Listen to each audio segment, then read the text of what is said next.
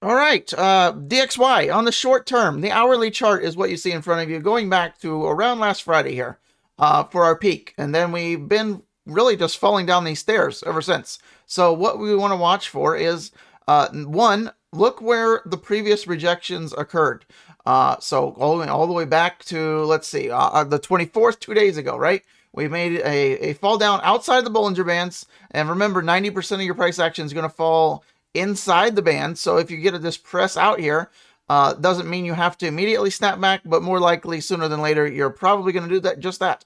So sideways, and then our rally up came right to the 200 EMA, right? And then our next fall down sideways, and we rallied up lower than that, right? There's a 200 now.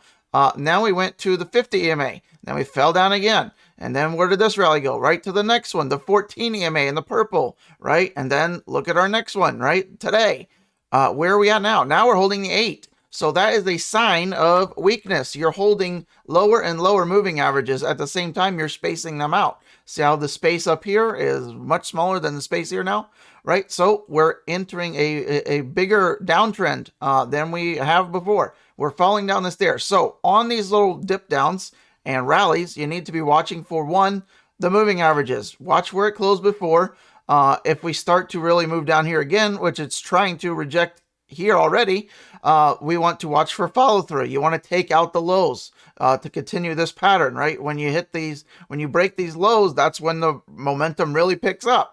So that's what we're looking for today. 109, 96, 95, something like that. And then maybe we can get another fall through. And if that happens, you could expect crypto to continue to rise. On the other hand, if this starts to reverse, you want to look for short-term kind of resistance zones. So something like that, right? If it starts cutting through the moving averages and something is afoot, right? If it starts breaking through the EMA 8, the EMA 14, which it rejected last time, then you're probably going to go back to your previous support zone, which will now flip likely as resistance. That for today, right, for the next couple days, probably be just shy of 111, 110, 85, 86, something like that, right? Not a clearly defined level, but you can really see the consolidation here.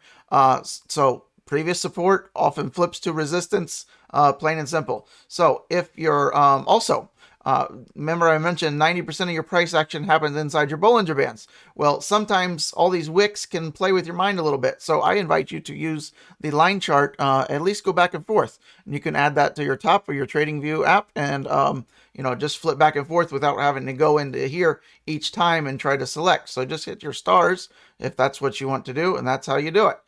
You can even do, Heiken Ashi candle, the area line breaks, right? You can do all this good stuff. So mess around with that and, try to learn something. So here we go, right? So the line chart, right now you get just your closes. So the difference between the candles and the line chart, right? It's not going to show you your highs and lows. It just shows you the closes for that time period. So on this is showing you the hourly closes. So now you can see, pretty quick and easy that when you're outside, right, by definition on the Bollinger Bands, if your prices are lower than your Bollinger Bands to the downside, prices are by definition low. If you're converse to that, right, if you're up and outside of the Bollinger Bands, prices by definition are high. So that's what you need to be watching for. I mean, look at this. The press down outside and really snap sideways or up, right? And then you get another press down outside and then back, it's coming back in. Press down outside, it's coming back in, right? So be aware of that and look for that on the upside as well. So that is the hourly chart, what to look for today for the DXY. Let's zoom out just a little bit on the 4 hour. You can see we're really pressing outside of the Bollinger Band. So what can we expect from the hourly chart? You can often extrapolate some little bit of data into the bigger chart. So the odds are, right, that's all you have in crypto and any chart really is to play the odds. There's no certainties.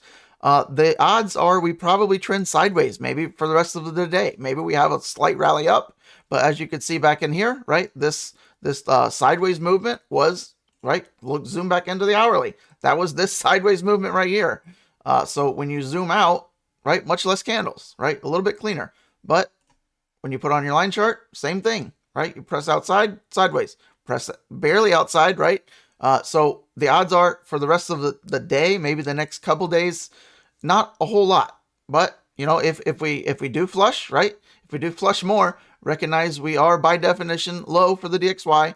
You want to look for support and resistance, right? If you see we're really low on the DXY, go take a look at Bitcoin. If it's really high and it's pressing outside the Bollinger Bands, well, you know, you want to use that to your benefit as well, right? I mean, look how much that pressed outside on the 4 hour, right? Yeah, obviously, it's gonna come back a little bit of at a time, right? So, baby steps for Bitcoin. If we do anything crazy today, we want to watch for a throwback down to this level, this previous breakout. Hold support there to remain super bullish. If we break below that, our next low, we want to watch for the lows. So watch for support there. If we roll under that, right, we got some bigger troubles, and we're probably going back to at least 19.6, 19.5 level, right? Not just that previous level, but going back to this area as well. So watch for all that stuff today for the short term. Hopefully you found this helpful. If you did, hit the like button. I'll see you on the next one. Subscribe, like, follow us on Telegram, throw some extra content in there, and I'll see you real soon.